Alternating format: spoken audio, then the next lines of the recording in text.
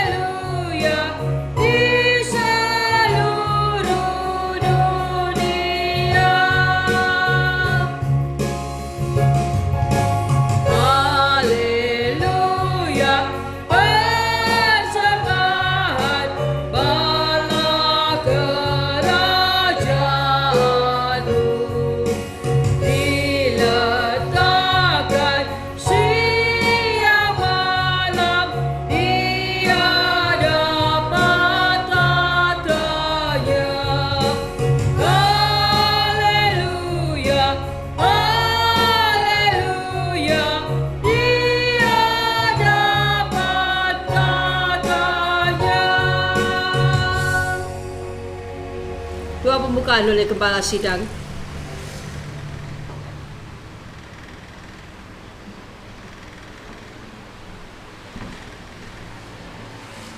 Bapa di sorga, Bapa yang kami sembah di dalam Tuhan Yesus Kristus, kami datang mengucap syukur kepadamu Tuhan, oleh karena kasih dan pertolonganmu, kami semuanya boleh berkumpul di tempat ini untuk beribadah kepada Tuhan.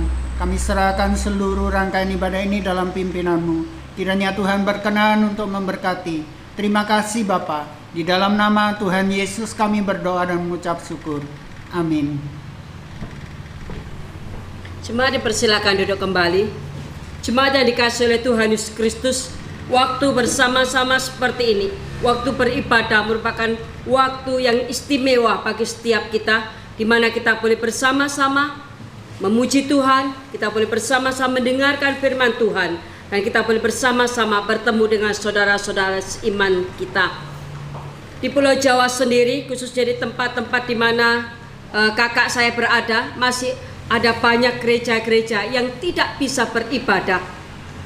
Mereka tidak diperbolehkan beribadah karena situasinya tidak memungkinkan. Tetapi puji Tuhan, jikalau kita di tempat ini boleh beribadah bersama. Oleh karena itu mari kita mempergunakan waktu yang ada ini dengan baik, memuji, memuliakan akan Allah kita. Kita kembali menaikkan puji-pujian kita dengan pujian nomor 35. Puji-pujian nomor 35. Yesus, Engkau pun bagiku.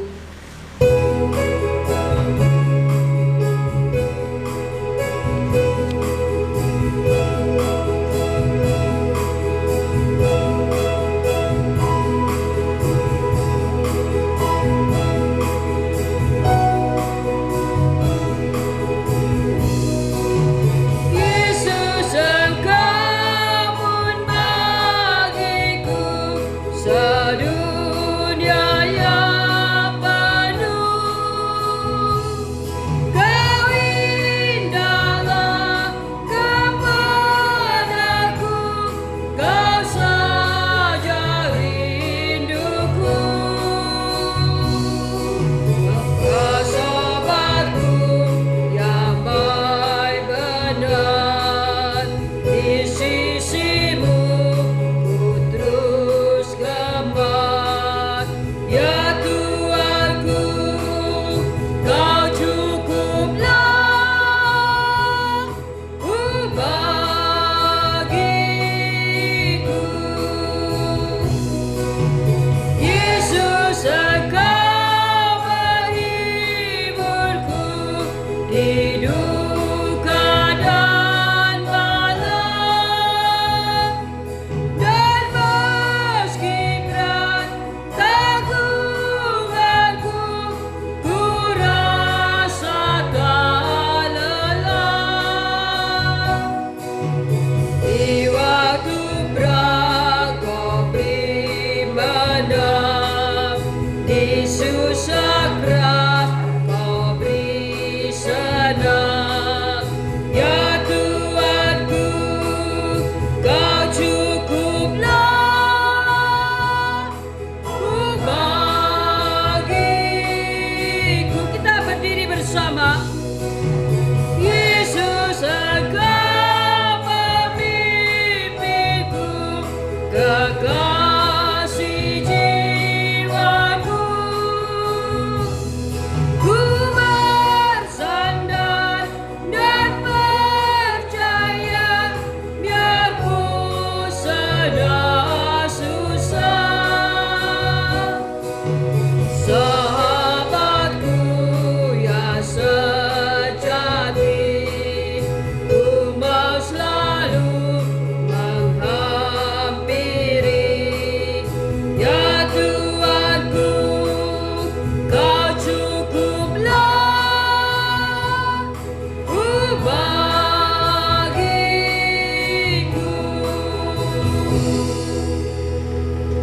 Jemaat yang dikasihi oleh Tuhan Yesus Kristus, bersama-sama dengan seluruh orang percaya dan sebagai wujud iman kita kepada Allah Tritunggal, mari kita bersama-sama sehati mengikrarkan pengakuan iman rasuli. Pengakuan iman rasuli.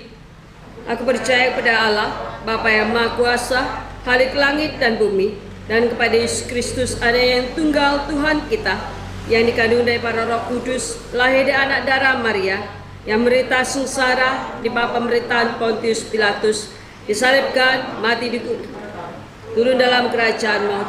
Pada hari yang ketiga, bangkit pula dari antara orang mati, naik ke surga, di sebelah kanan Allah, Bapa yang Maha Kuasa, dan dari sana Ia akan datang untuk menghakimi orang yang hidup dan yang mati. Aku percaya pada Roh Kudus, gereja yang kudus dan am, persekutuan orang kudus, pengampunan dosa, kebangkitan daging, dan hidup yang kekal. Amin. Cuma dipersilakan duduk kembali. Selanjutnya kita masih memuji memuliakan akan Allah kita, Dia yang senantiasa ada, baik suka maupun duka. Dia yang senantiasa memelihara dan memberikan penghiburan bagi tiap-tiap kita. Pujian nomor 42. Puji-pujian nomor 42, ayat yang pertama sampai dengan yang keempat.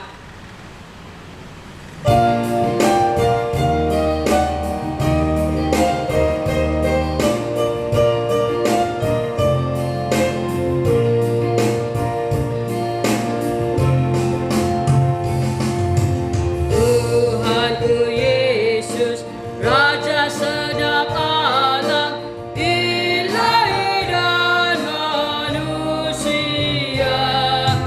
hendak ku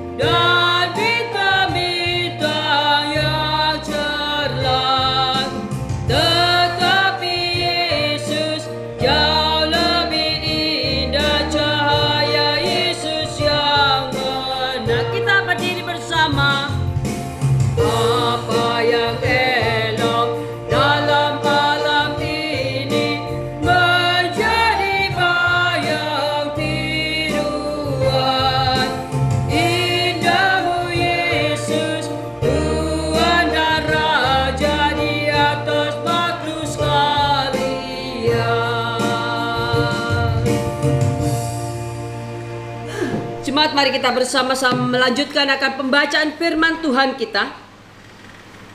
Firman Tuhan terambil dalam kitab Kisah Para Rasul, pasalnya yang ketiga, ayat yang pertama sampai dengan yang ke-10.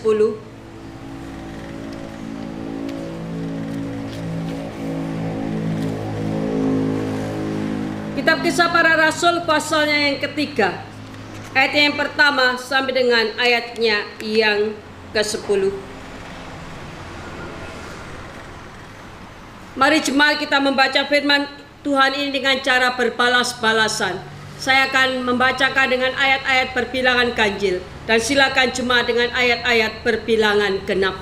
Kitab Kisah Para Rasul pasalnya yang ketiga, ayat yang pertama sampai dengan yang ke-10. Demikian bunyi firman Tuhan untuk kita semuanya. Pada suatu hari menjelang waktu sembahyang, yaitu pukul 3 petang, naiklah Petrus dan Yohanes ke bait Allah. Di situ ada seorang laki-laki yang lumpuh sejak lahirnya, hingga ia harus diusung. Tiap-tiap hari orang itu diletakkan dengan pintu gerbang bait Allah, yang bernama Gerbang Indah, untuk meminta sedekah kepada orang yang masuk dalam bait Allah. Ketika orang itu melihat bahwa Petrus dan Yohanes hendak masuk ke bait Allah, ia meminta sedekah.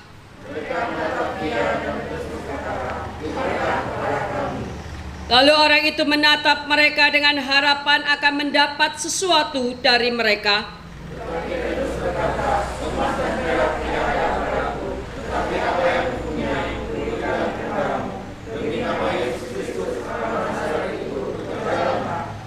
Lalu ia memegang tangan kanan orang itu dan membantu dia berdiri. Seketika juga kuatlah kaki dan mata kaki orang itu.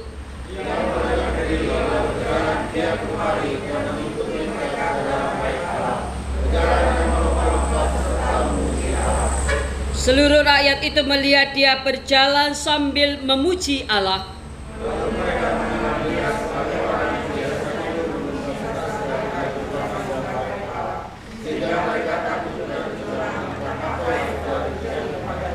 Amin. Jemaat dipersilakan duduk kembali. Satu mujizat yang dibuat oleh Petrus dan Yohanes, dan mujizat yang sama dapat kita rasakan, dapat kita nikmati karena kita beriman kepada Yesus Kristus. Untuk menyambut akan kebenaran firman Tuhan, mari kita bersama-sama menaikkan satu pujian bagi Tuhan. Puji-pujian nomor 97. Pujian nomor 97.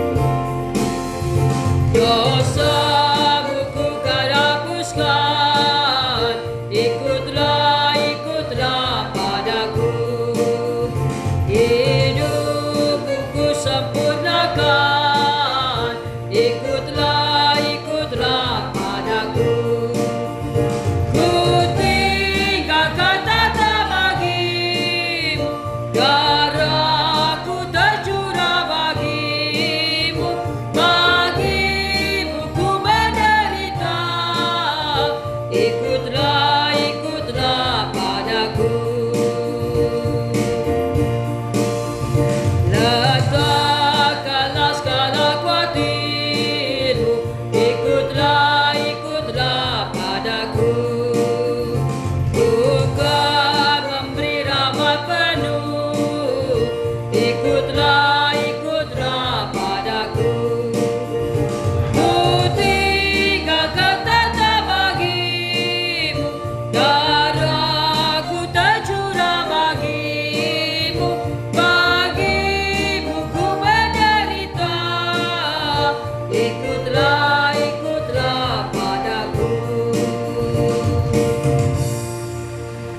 Tuhan akan dilayani oleh gembala sidang.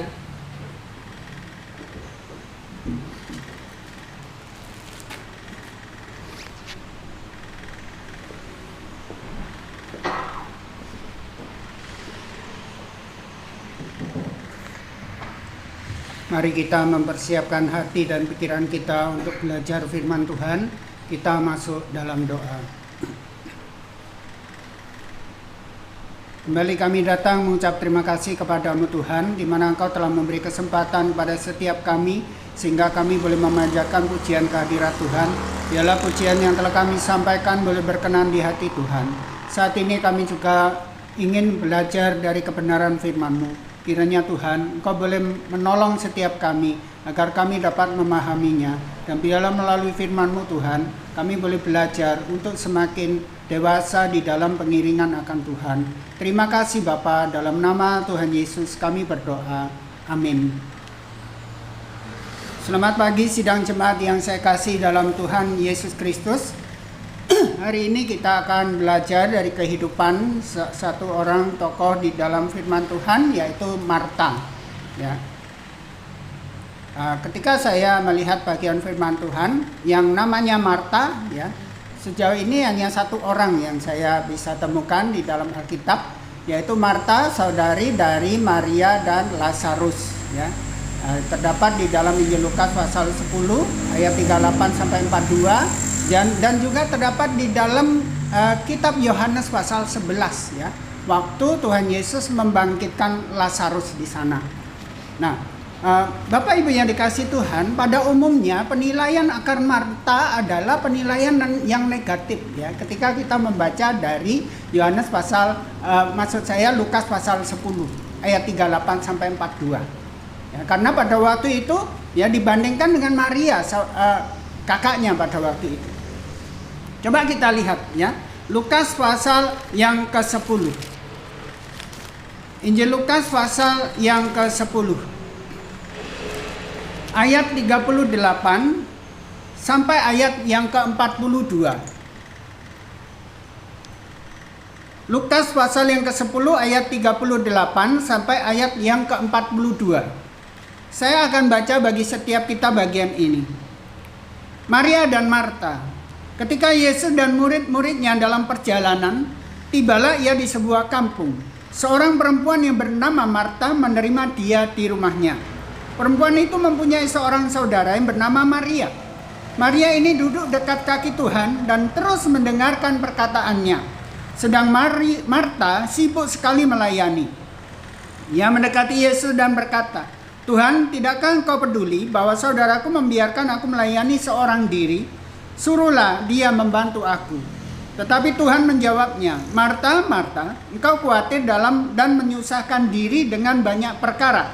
Tetapi hanya satu saja yang perlu. Maria telah memilih bagian yang terbaik, yang tidak akan diambil daripadanya."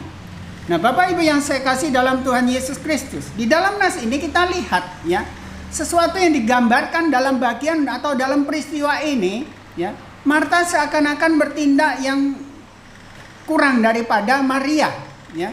Ketika Tuhan Yesus beserta murid-muridnya singgah di Betania, di tempat mereka, ya, Marta sibuk melayani. Kemudian Maria mendengarkan apa yang dikatakan oleh Tuhan Yesus pada waktu itu. Dua-duanya punya alasan, ya. Yang Marta, dia punya alasan untuk melayani, menyediakan hidangan untuk Tuhan Yesus, menyiapkan segala sesuatu untuk murid-muridnya juga. Karena mereka dalam perjalanan yang sangat jauh, ya. Tapi Maria juga punya alasan, ya. Maria duduk di situ mendengarkan apa yang Tuhan Yesus katakan, ajarkan kepada dia. Karena apa? Maria berpikir ini sesuatu yang sangat berharga bagi dia. Oleh sebab itu dia dengar baik-baik apa yang diucapkan oleh Tuhan Yesus. Nah, kemudian di dalam ayat-ayat bagian akhir di sana, ya, terlihat Tuhan Yesus memuji Maria. Apa yang dibuat oleh Maria sungguh tepat, ya. Tapi yang dibuat Marta kurang tepat, ya. Nah, Bapak Ibu yang saya kasih dalam Tuhan Yesus Kristus. Namun hari ini kita bukan menilai Marta dari satu sudut pandang saja di dalam kitab Lukas pasal 10. Tetapi kita juga akan melihat di dalam bagian lain dalam firman Tuhan, yaitu Injil Yohanes pasal 11. Ya, ketika pada waktu itu Tuhan Yesus membangkitkan Lazarus, saudara dari Marta ini, dari antara orang mati. Nah, ada sesuatu yang menjadi pelajaran bagi setiap kita semuanya, ya, dalam nas ini. Nah, kita lihat Yohanes pasal 11, ya, kita tidak baca semuanya, cukup panjang di situ ayat 1 sampai 44, tapi kita akan memperhatikan beberapa ayat di sana, ya. Nah, Bapak Ibu yang saya kasih dalam Tuhan Yesus Kristus, kita lihat di sana, ya, dalam Yohanes pasal yang ke-11 ayat yang ke-20 mulai, ketika Marta mendengar bahwa Yesus datang, ia pergi mendapatkannya, tetapi Maria tinggal di rumah. Maka kata Marta kepada Yesus, "Tuhan, sekiranya Engkau ada di sini, saudaraku pasti tidak mati." Nah, dalam ayat ini kita lihat bahwa Marta mempunyai suatu keyakinan, mempunyai suatu iman yang luar biasa, karena dia yakin bahwa Tuhan Yesus adalah yang Maha Kuasa, yang mampu melakukan segala perkara. Hal ini bukan hanya dia dengar saja, tetapi dia juga menyaksikan bagaimana Tuhan Yesus bisa mencelikan orang buta, bisa membuat orang lumpuh bisa berjalan, dan lain sebagainya. Nah, oleh sebab itu, ketika Tuhan Yesus sampai ke tempat itu, padahal Lazarus sudah 4 hari dikuburkan, ya, Marta berkata kepada Tuhan Yesus, "Tuhan, sekiranya Engkau ada di sini, saudaraku pasti tidak mati." Lalu apa jawab Tuhan Yesus? Nah, kita lihat, ya, ayat-ayat selanjutnya kita baca. "Tetapi sekarang pun aku tahu bahwa Allah akan memberikan kepadamu segala sesuatu yang engkau minta kepadanya." Kata Yesus kepada Marta, "Saudaramu akan bangkit." Nah, Bapak Ibu yang saya kasih dalam Tuhan, dalam ayat 22 di sini, Marta mengatakan sebagai ungkapan dari imannya, ya, "Tetapi sekarang pun aku tahu bahwa Allah akan memberikan kepadamu segala sesuatu yang engkau minta kepadanya." Apa yang diminta oleh Tuhan Yesus pasti terjadi. Ya, segala perkara, tidak ada yang mustahil bagi Yesus. Itu sebagai ungkapan dari Marta pada waktu itu. Nah, di sini kita melihat betapa besarnya, ya, iman dari Marta pada waktu itu, yang dituliskan oleh Yohanes dalam pasal 11 ayat 20, 21, 22. Lalu ayat 23 mengatakan bahwa saudaramu akan bangkit, kata Tuhan Yesus kepada Marta. Lalu apa jawab Marta di situ? Kata Marta kepadanya, "Aku tahu bahwa ia akan bangkit pada waktu orang-orang bangkit pada akhir zaman." Nah, kita lihat pertama tadi bahwa Marta yakin bahwa Yesus inilah yang Maha Kuasa, Tuhan Allah yang menjadi manusia. Segala perkara dapat dilakukan oleh Dia. Lalu yang kedua, Marta juga mengetahui tentang doktrin eskatologi, yang pada akhir zaman ada kebangkitan dari antara orang mati. Hal ini dikatakan oleh Marta dalam ayat 24. "Aku tahu bahwa ia akan bangkit pada waktu orang-orang bangkit pada akhir zaman." Bapak Ibu yang saya kasih di dalam Tuhan Yesus Kristus, tidak banyak orang Kristen yang menyadari dan meyakini bahwa ada kebangkitan orang mati pada akhir zaman. Di dalam 1 Tesalonika pasal 4, kita lihat di sana bagaimana, ya, melalui surat 1 Tesalonika ini, Allah menyatakan kepada setiap kita semuanya, ketika ada sangkakala berbunyi, nafiri berbunyi, di situ Tuhan Yesus datang menjemput setiap orang percaya di awan-awan. Dan apa yang terjadi? Orang-orang yang percaya kepada Dia, yang sudah meninggal akan dibangkitkan. Kemudian mereka yang masih hidup, tubuhnya akan dirubahkan, memiliki tubuh kebangkitan. Ada kebangkitan orang mati. Saudara-saudariku yang saya kasih dalam Tuhan Yesus Kristus, kita lihat di sini, ya, bahwa Marta punya iman yang luar biasa mengenai Yesus, bahwa Dia adalah Allah yang hidup, yang menjadi manusia. Kemudian yang kedua, bahwa Yesus akan datang kembali dan membangkitkan orang-orang yang sudah meninggal. Nah, kemudian yang ketiga, ya, Marta mempunyai iman yang luar biasa tentang Tuhan Yesus Kristus. Kita lihat ayat selanjutnya, ayat yang ke-26 dan ayat 27. Dan setiap orang yang hidup dan yang percaya kepadaku tidak akan mati selama-lamanya. Percayakah engkau akan hal ini? Jawab Marta, ya Tuhan, aku percaya bahwa engkaulah Mesias, anak Allah, dia yang akan datang ke dalam dunia. Nah, dalam ayat yang ke-27 ini kita lihat bagaimana ungkapan dari iman dari Marta. Bahwa Yesus adalah Mesias, anak Allah yang hidup. Dan ini bukan mudah, Bapak Ibu yang saya kasih dalam Tuhan. Murid-murid Yesus sendiri, 12 murid pada waktu itu, ketika Tuhan Yesus mengatakan kepada mereka, ketika Tuhan Yesus memberitakan tentang bagaimana dia harus mati di kayu salib, dan bagaimana dia harus dikuburkan dan dibangkitkan pada hari yang ketiga, murid-murid apakah mereka memahami itu? Tidak, Bapak Ibu yang dikasih Tuhan. Mereka nggak percaya bahwa anak manusia akan disalibkan, bahwa dia akan dibunuh. Malahan Simon Petrus sendiri berkata, sekali-kali hal itu jangan terjadi kepadamu. Nggak paham bahwa misi Kristus datang ke dunia adalah untuk mati di kayu salib, karena dia adalah Mesias, anak Allah yang hidup. Tapi murid-murid tidak memahami itu. Bahkan mereka, ya, ada 2 muridnya berebut, ya, untuk mendapatkan tempat yang layak, ya. Kalau Tuhan Yesus datang sebagai, kalau Tuhan Yesus jadi raja, supaya yang satu duduk sebelah kanan, yang satu duduk sebelah kiri. Mereka tidak memahami bahwa Yesus datang untuk menjadi juru selamat bagi seluruh umat manusia. Tapi Marta berbeda. Marta berkata, engkaulah Mesias, anak Allah. Engkaulah Kristus, engkaulah Mesias, engkaulah juru selamat manusia. Bapak Ibu yang saya kasih dalam Tuhan. Jadi kita di sini melihat bahwa Marta, ya, memang berdasarkan Lukas pasal 10 kelihatannya, ya, Maria lebih dipuji oleh Tuhan Yesus daripada Marta. Tapi lihat di dalam Yohanes pasal 11 ayat 1 sampai 44 ini, ya, ada hal yang luar biasa di dalam diri Marta. Sini ada yang namanya Marta. Ya, saya harap Marta juga sungguh-sungguh percaya bahwa Yesus adalah Tuhan, bahwa Yesus adalah juru selamat seluruh umat manusia.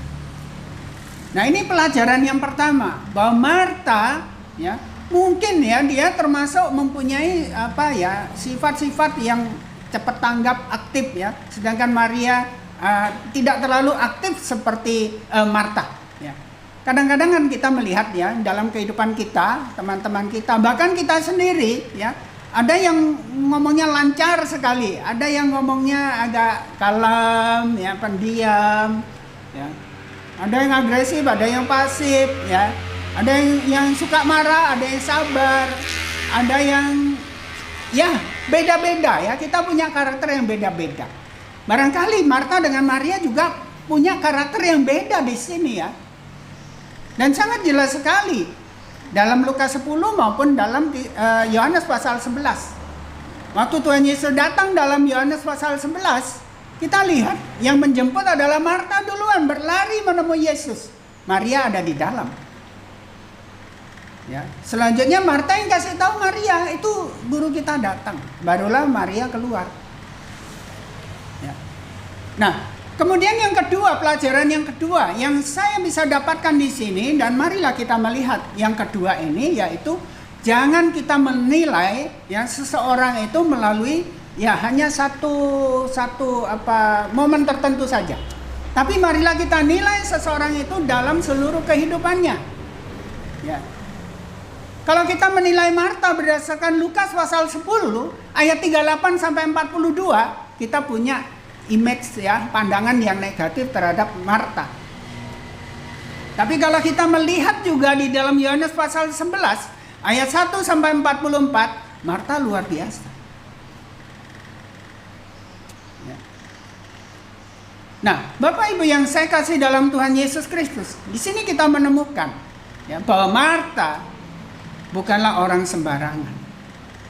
Dia sungguh percaya bahwa Yesus adalah Tuhan. Dia percaya ada kebangkitan orang mati. Dia percaya tidak ada perkara yang mustahil bagi Tuhan. Bagi Tuhan Yesus Kristus. Bapak Ibu yang saya kasih dalam Tuhan, saya ingin mengajak kita untuk melihat salah satu ya tokoh dalam Alkitab, namanya Yohanes Markus. Yohanes Markus. Paulus pernah memiliki satu pandangan yang ya boleh dibilang agak salah terhadap Yohanes Markus. Hanya berdasarkan satu momen, satu kejadian tertentu saja. Coba kita lihat di dalam Kisah Para Rasul pasal 15 ayat 38. Kisah Para Rasul pasal 15 ayatnya yang ke-38. Kisah Rasul pasal 15 ayat 38. Saya baca dari ayat 37. Barnabas ingin membawa juga Yohanes yang disebut Markus. Tetapi Paulus dengan tegas berkata bahwa tidak baik membawa serta orang yang telah meninggalkan mereka di Pamfilia dan tidak mau turut bekerja bersama-sama dengan mereka. Nah, kita lihat Yohanes Markus ditolak oleh Paulus. Jangan bawa dia. Ya, jangan bawa dia. Karena dia pernah meninggalkan kita di Pamfilia. Hanya berdasarkan satu momen ini saja, maka Paulus memberikan satu ketetapan tak mau terima lagi Yohanes Markus. Apa buktinya anggapan Paulus salah? Kita akan lihat lagi dalam 2 Timotius pasal 4. 2 Timotius pasal yang keempat. Kitab 2 Timotius pasal 4 ayatnya yang ke-11. Dalam pesan-pesan terakhir dari Rasul Paulus kepada Timotius pada waktu itu. Saya baca dari ayat 9. Berusahalah supaya segera datang kepadaku, karena Demas telah mencintai dunia ini dan meninggalkan aku. Ia telah berangkat ke Tesalonika, Kreskes telah pergi ke Galatia, dan Titus ke Dalmatia. Hanya Lukas yang tinggal dengan aku. Jemputlah Markus dan bawalah ia kemari, karena pelayanannya penting bagiku. Nah, ayat 11 di sini bertolak belakang dengan kitab Kisah Para Rasul pasal 15 ayat 38, ya. Dalam Kisah Rasul 15:38, Paulus jelas-jelas menolak dengan tegas Markus ini, Yohanes Markus ini. Nggak boleh ikut dalam pelayanan. Berdasarkan pernah satu kali dia tidak mau ikut di Pamfilia. Tapi di dalam 2 Timotius justru Rasul Paulus meminta kepada Timotius, jemputlah Markus dan bawalah dia kemari, karena pelayanannya penting bagiku. Jangan menilai seseorang dari satu momen, hanya satu momen saja, tapi nilailah dia dalam seluruh kehidupannya. Bagaimana kehidupannya? Apakah dia bisa berubah atau tidak? Ya. Kalau momen ini nggak benar, momen yang lain nggak benar, sana nggak benar, ya memang nggak benar. Tapi kalau ini kan tidak, ya. Nah, seperti pandangan terhadap Marta tadi, dalam Lukas pandangan kita negatif. Tapi dalam Kisah Yohanes kan kita lihat Marta seorang yang luar biasa. Ya. Juga pandangan Paulus terhadap Yohanes Markus. Di dalam Kisah Para Rasul dia menolak Yohanes Markus. Tapi di dalam 2 Timotius, wah, jemput dia, ya. Jemput dia, bawa kemari, pelayanannya penting bagiku. Lalu pelajaran yang ketiga yang bisa kita pelajari di sini, Bapak Ibu yang dikasih Tuhan, marilah kita berpikiran positif. Nah, ini penting sekali untuk kita semuanya, khususnya dalam keluarga kita. Ya. Bukankah kita seringkali dalam sebuah rumah tangga, ya ada sedikit benturan kadang-kadang ya wajar lah kita dari pribadi-pribadi yang berbeda, karakter berbeda, sifat berbeda. Kegemaran makan pun kadang berbeda kan, ya. Apalagi laki dengan perempuan dan jelas beda ya. Yang perempuan biasanya sukanya bunga. Kalau laki apa dibeli mahal-mahal itu, ya. Tapi kalau yang putra, ya, kesukaannya lain lagi, ya. Dimana ibu-ibu kurang suka ke hobinya putra, ya. Ngapalah mancing-mancing terus. Sorry, ada mungkin di sini yang suka mancing ya. Saya pun suka mancing loh, ya. Ya. Hobi aja banyak beda ya, apalagi karakter. Kadang-kadang ada benturan. Mari di dalam setiap aspek hidup ini, mari kita berpikiran positif. Ketika ada benturan, ingatlah hal-hal yang manis yang ada dalam pasangan Anda. Jangan Anda menjadi dendam karena perkataan, karena sifatnya yang keras, karena ini, karena itu. Tapi marilah kita ingat hal-hal yang positif, yang manis di pasangan kita. Bagaimana dia tersenyum manis kepada kita. Bagaimana sifatnya lembut terhadap kita. Jangan pada satu saat seperti itu kita lalu, wow ternyata kayak gini ya. Wah akhirnya makin keras flashnya ya. Wah susah kalau seperti itu. Semua keras akhirnya susah. Ingat ya, bagaimana kisah manisnya dalam kehidupan kita. Jangan berpikir yang negatif. Sehingga kita diberikan satu kesabaran. Dan semuanya boleh kita lalui bersama dengan Tuhan. Bapak Ibu yang saya kasih dalam Tuhan. Satu contoh. Ketika orang mencari gaharu ya. Maksudnya kayu gaharu itu. Yang berharga bukan kayunya. Tapi apa? Inti di dalam kayu itu. Biasanya warnanya hitam ya. Damarnya itu mahal sekali. Ya, saya lupa tahun berapa ya, tahun 2000 lebih ya. 2000 berapa begitu ya di daerah Sangoret, Pak Nuh itu menanam gaharu banyak sekali ya. Bahkan ada ikatan petani yang menanam gaharu rame-rame ya, banyak sekali. Kenapa? Karena ada intinya yang sangat mahal ya. Gaharu itu pohonnya sudah mulai agak besar baru disuntik. Nggak tahu suntik apa itu. Vaksin kayaknya ya. Supaya apa? Timbul sesuatu perlawanan di situ, kemudian keluar itu galihnya, inti dari gaharu itu. Nah, saya pernah melihat ada orang mencari kayu gaharu ya dari hutan, tapi bukan tanaman yang ditanam oleh kita, bukan. Tapi dari hutan, kayunya banyak sekali. Lalu saya lihat banyak pecahan di situ, ya mereka pakai kapak, dipecah-pecah, bertaburan di situ. Satu balok nggak ada apa-apanya, dua balok nggak ada apa-apanya. Tapi apa? Orang itu tetap bekerja keras, ya. Biarpun keringat, badannya hitam legam kena panas, tapi dia kerjakan itu. Kenapa?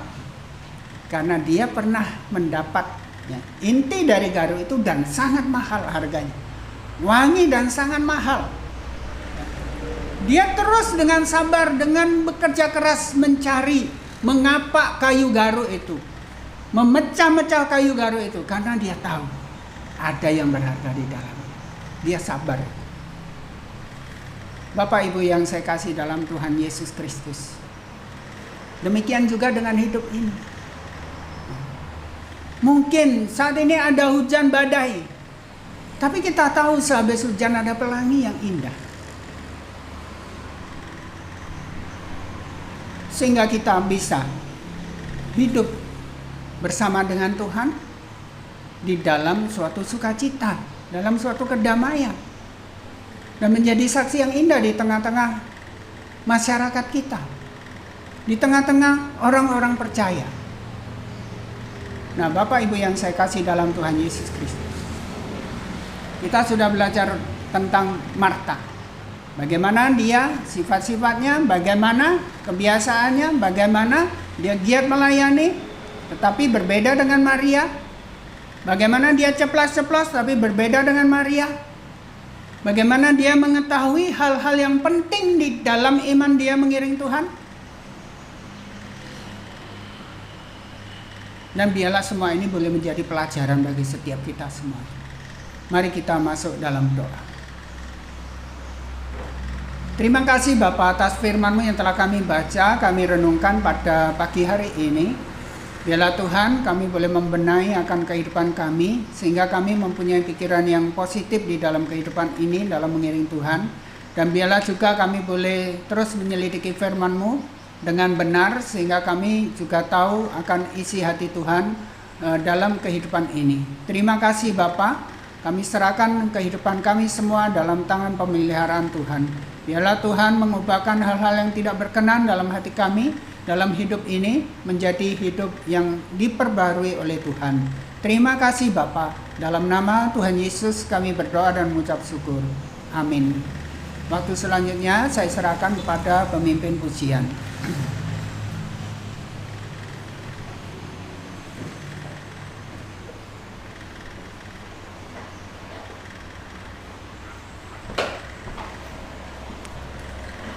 Mari jemaat kita bersama-sama melanjutkan akan ibadah pada hari ini. Kita memuji memuliakan Tuhan dengan pujian nomor 2 bagian belakang.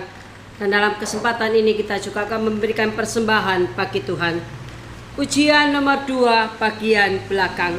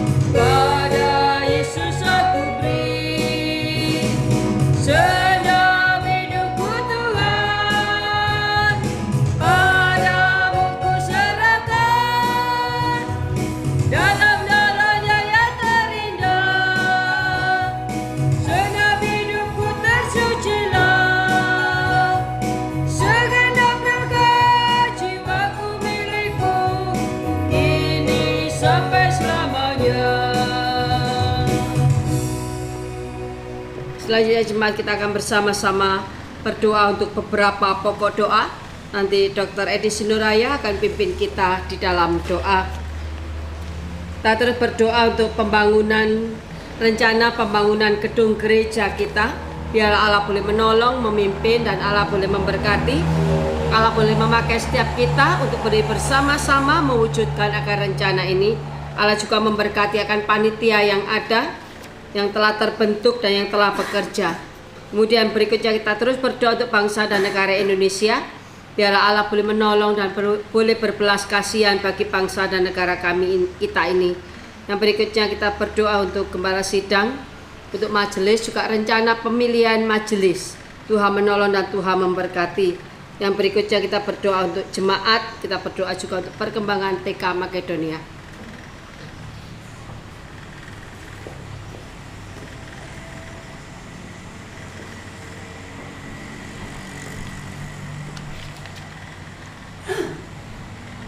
Mari kita berdoa. Terima kasih Tuhan Yesus yang baik buat segala berkat anugerah-Mu. Terima kasih buat anugerah-Mu dan kebaikan-Mu di dalam kehidupan kami Tuhan. Di mana sampai hari ini Tuhan kami bisa berkumpul bersama-sama memuji, menyembah, memuliakan Engkau. Tuhan Yesus, pada pagi menjelang siang hari ini kami berdoa untuk bangsa negara ini Tuhan. Kau berkati para pemimpin negara kami Tuhan. Mulai presiden, wakil presiden, para menteri, para pejabat yang ada Tuhan. Berikan hati yang takut akan Engkau sehingga dapat memimpin bangsa negara ini menuju kepada kemajuan. Demikian juga di dalam penanganan COVID-19 ini Tuhan, Kau berkati Rapi pemerintah Tuhan, berikan hikmat dan kebijaksanaannya. Demikian juga biarlah masyarakat juga dapat mengikuti protokol kesehatan yang sudah dibuat yang ada Tuhan. Berkati upaya penemuan vaksin, demikian pun juga penemuan obat Tuhan. Biarlah bisa dapat menemukan hasil sehingga masyarakat nanti bisa kembali bekerja untuk belajar sekolah seperti biasanya.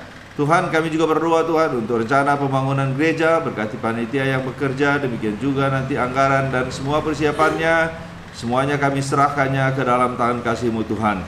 Demikian juga Tuhan, kami juga berdoa untuk penginjilan di seluruh dunia, khususnya Indonesia. Engkau berkati Roh pimpin, berkati badan-badan misi yang ada, penginjilan yang ada, gereja yang ada. Biarlah kehadirannya Tuhan dapat menjadi berkat. Berkati gereja yang ada Tuhan, biarlah gereja yang ada dapat menjadi berkat untuk memuji meniniakan Engkau, apalagi di menjelang masa pandemi ini Tuhan. Engkau berkati Rapi pimpin Tuhan. Demikian juga kami berdoa Tuhan untuk gembala sidang majelis artis gereja, berkati akan pergumulan dan hidupnya Tuhan. Demikian juga untuk rencana pemilihan akan majelis, Engkau berkati Rapi pimpin Tuhan. Biarlah nantinya terpilih orang-orang yang mengasihi dan mencintai Engkau Tuhan. Demikian juga kami juga berdoa Tuhan untuk jemaat-Mu, baik masalah kerohanian, kesehatan dan ekonomi. Engkau berkati Roh pimpin. Masalah ekonomi, berkati jemaat-Mu yang mengalami kesulitan ekonomi Tuhan. Biarlah tangan kasih-Mu bekerja, menuntun. Demikian juga kami tetap berupaya untuk bekerja keras. Berkati juga jemaat-Mu yang mengalami kondisi di hari tua Tuhan, seperti Pak Petrus Lai, Nenek Timothy, kemudian juga Nenek Tia. Berkati orang-orang tua kami Tuhan, biarlah di hari tuanya tetap dapat bersukacita memuji muliakan Engkau. Berkati juga usaha dan pekerjaan jemaat-Mu yang ada di sini Tuhan, biarlah pekerjaannya dapat menjadi berkat Tuhan dimanapun berada. Demikian juga Tuhan, kami juga berdoa untuk perkembangan TK Makedonia. Berkati perkembangan TK tersebut Tuhan, berkati guru-gurunya juga dengan muridnya. Biarlah kehadiran TK dapat menjadi berkat untuk kemuliaan bagi nama-Mu. Berkati kami semua yang ada di sini Tuhan, di dalam pekerjaan dan kehidupan kami. Terima kasih Tuhan, dalam nama Yesus Kristus kami berdoa dan bersyukur. Amin.